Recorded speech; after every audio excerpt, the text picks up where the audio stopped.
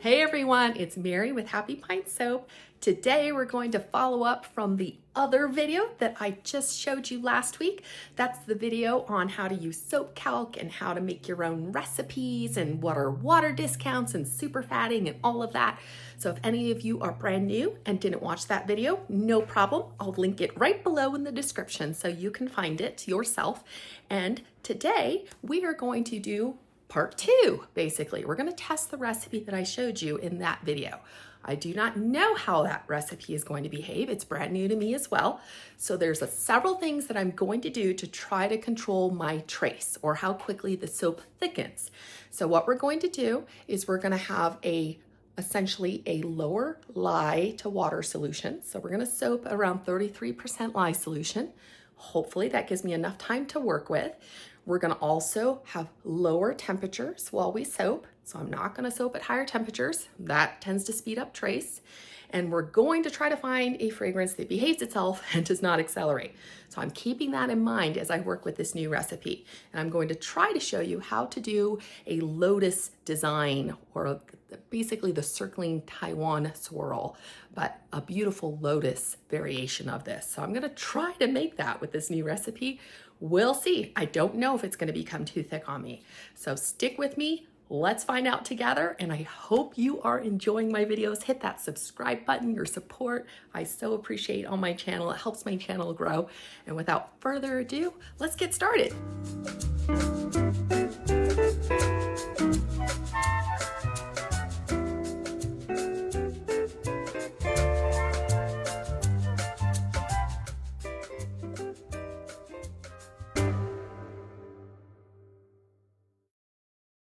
Okay, hopefully you have been able to copy the recipe from right before this section. I have my water and my lye weighed out here. And again, this is a 2-pound recipe, and I will be using the exact amounts from the recipe shown. This is a reminder to make sure you're always following proper soaping safety, including having eye protection and long sleeves and gloves. And now you see me essentially carefully putting in my lye into the distilled water. I also like to try to stand away from the lye solution so that when it's putting out fumes, that I'm not standing directly over it where I can inhale them by accident. And I like to open some windows. As you see, the window in the back is open, just to make sure that there's some extra ventilation. And then you want to stir until the lye is completely dissolved as well.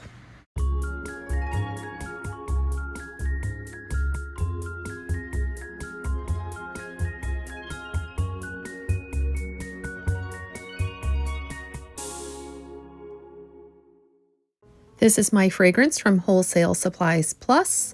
It's called Champagne Toast, and I'm measuring out the exact amount shown in the recipe here underneath the fragrance part. And I'm going to add kaolin clay to my fragrance. I like to do that a lot. It's supposed to help the fragrance stay a little bit better and not fade. But I like the way clay feels on the skin, actually. I feel like it gives it more lather. And as you see, I also am blending the clay really well into the fragrance with my mini mixer. For our micas, we will be using 1/2 teaspoon mica per 1/2 tablespoon sweet almond oil to blend them. We have Daydream, Tahitian Teal, Peach Taffy, and I Dream of Purple. Now I'm measuring my 1/2 teaspoon mica, and I'll put them in these little glass cups and blend them with 1/2 tablespoon sweet almond oil, which is a nice lightweight oil. And again, I'm using my mini mixer. I first like to just gently blend them by hand first before turning the mixer on. That way it avoids a lot of mica dust in the air. And here they are fully blended. And you can see how beautiful they are. Nice and blended. Hopefully some good colors. Here is our hard oils. We have coconut oil, which I get from Costco. We have palm kernel flakes, which is from my local soap store. Avocado butter from Brambleberry, as well as mango butter, also from Brambleberry. And we have some tallow, also from my local soaping store.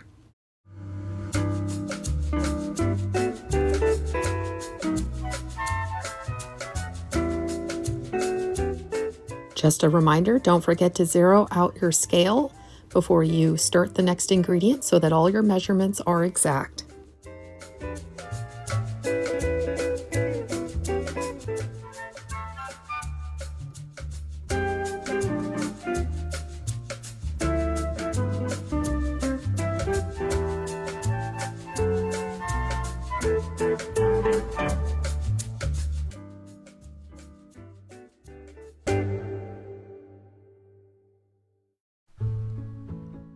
Okay, here's our hard oils. They're in the process of getting melted. I usually will try to melt them in about 30-second bursts in the microwave. Keep an eye on the temperature so that they don't overheat. I like to have them between 140 and 150 degrees to make sure all the fatty acids are melted completely. Go ahead and add your soft oils. Those are your liquid ones at room temperature. Make sure you're zeroing out your scale in between measuring them as well.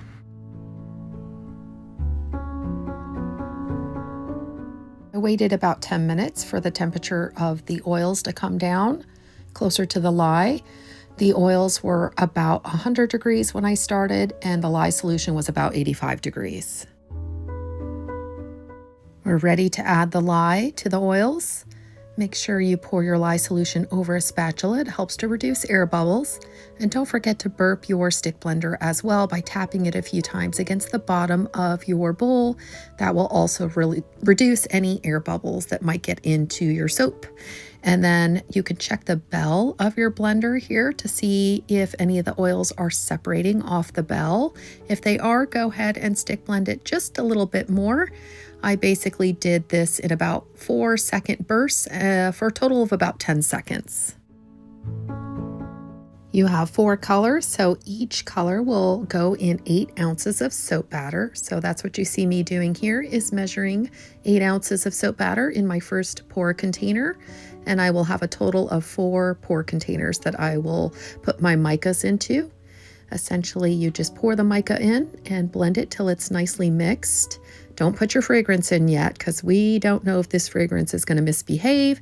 So this gives us more time to actually get the colors in and make sure they're well blended before any potential acceleration happens to our batter. That's never a good thing, and I'm trying to control for the possibility of acceleration by putting our fragrance in last. Okay, so I did notice that my batter was already coming to a medium trace.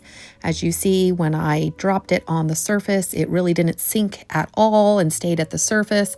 So I knew I had to hustle.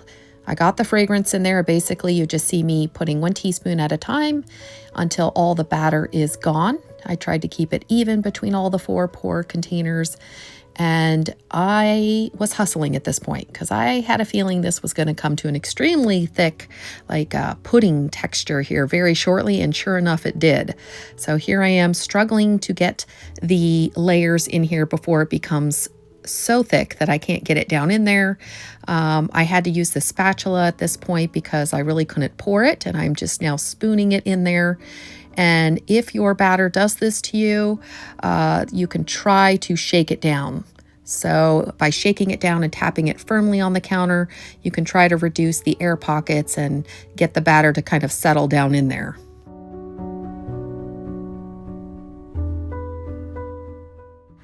To get the dividers out, I actually had to use some paper towels because my gloves were too slippery to get them out at this point. And I kind of wiggled and shook them, and thank goodness they did come out. You see a lot of soap on these. That's way more than what I typically have on these type of dividers, but that's okay. I'll show you what I did with it. Again, shake that mold down, tap it down onto the counter really good to try to get that soap batter to come together.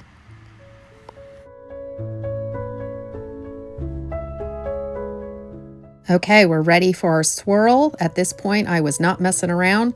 You can grab a dowel, such as a wooden one shown here, or any other, maybe a chopstick or something you have, and you simply go up and down, and then when you reach the other side, you're going to swirl 6 times, and that makes the beautiful lotus shape to this circling Taiwan swirl technique. All right, I went ahead and gave it a good shake again.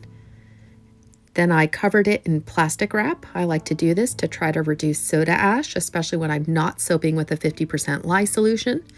And as you see, what I have done here is just I'm scraping off the leftover soap into a silicone mold that I had. It's this cute little pumpkin shape here.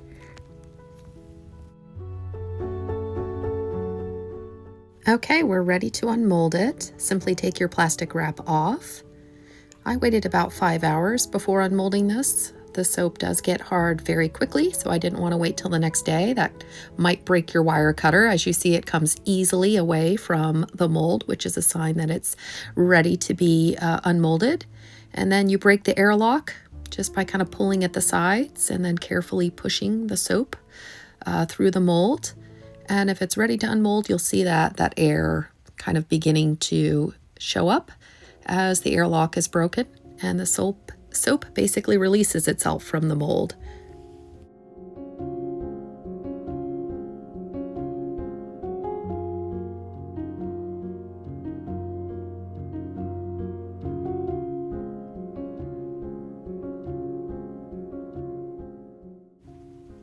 Okay, to cut this soap, I cut off 1/2 inch off either end of the soap loaf, and then I cut the loaf itself into half, basically. So I believe it was now about 7 inches, and I cut it into about 3.5 inch bars, or sections, I should say. I haven't quite cut the bars just yet. I'll show you how I do that.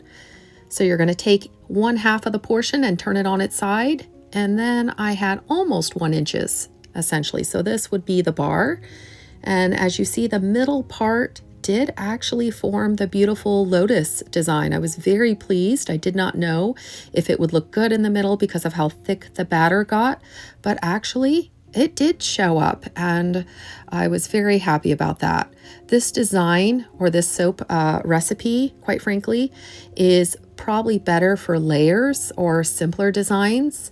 My original Lotus recipe is totally different and is very fluid.